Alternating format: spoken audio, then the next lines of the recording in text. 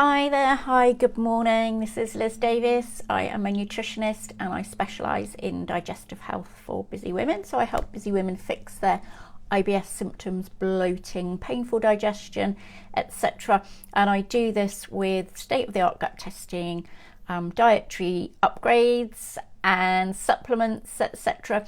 to really help to nicely bring things back into balance again for you.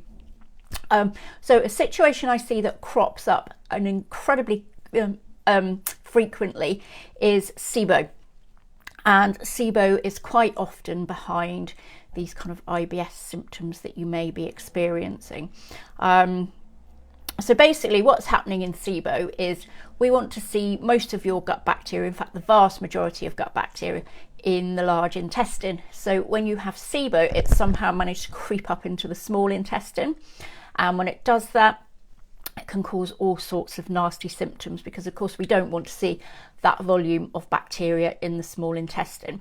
So the reasons this can crop up is because somehow your defences have been breached. So we want to keep stuff, say for example your stomach acid, we want to keep your stomach environment nice and acidic, because if we keep it nice and acidic, it's going to stop any kind of bacteria growing where it shouldn't do in the upper part of the digestive system.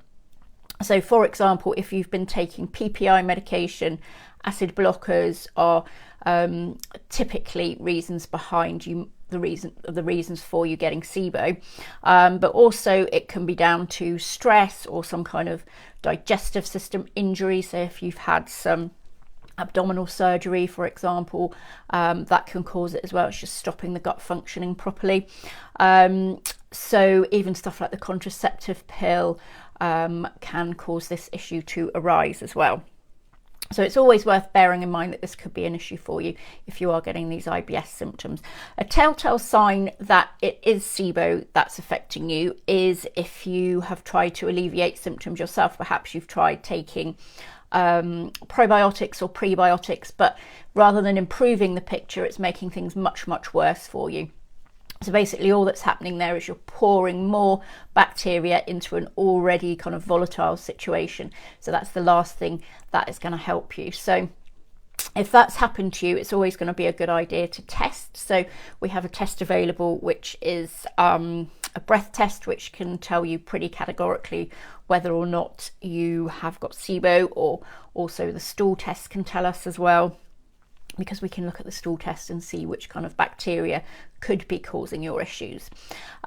So then basically what's happening is it can be quite hard to fix, because where the bacteria are in your small intestine where they shouldn't be, they've got to really protect themselves to stop themselves getting attacked by your immune system.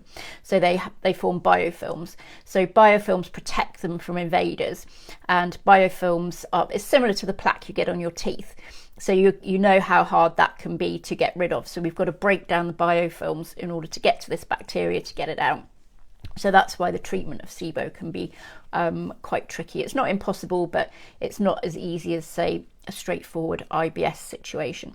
So your treatment plan would look possibly something like using either antibiotics or potent antimicrobial herbals to get rid of that bacteria.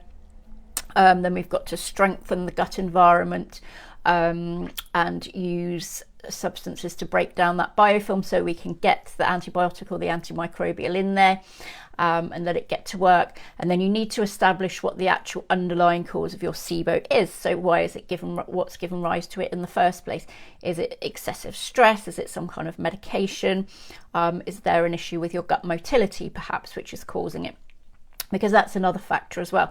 If your gut's not moving as it should do, then that's going to allow bacteria to kind of thrive where we don't want it thriving. So although it can be quite a complex situation to try and resolve, it's often quite successful in the end, and it's just a case of trying to establish what's caused it to happen in the first place. Okay, so I hope that gives you a bit more of an idea about SIBO and what that's all about and how it comes about. If you do have any more questions, or you want to speak to me about potential SIBO that you might have and testing, then do use the link below to book into my diary for a quick chat. There's also some gut healing recipes there as well, so there's a link there that you can download. And do like and share if you found this useful as well. I'll see you next time. Okay, bye.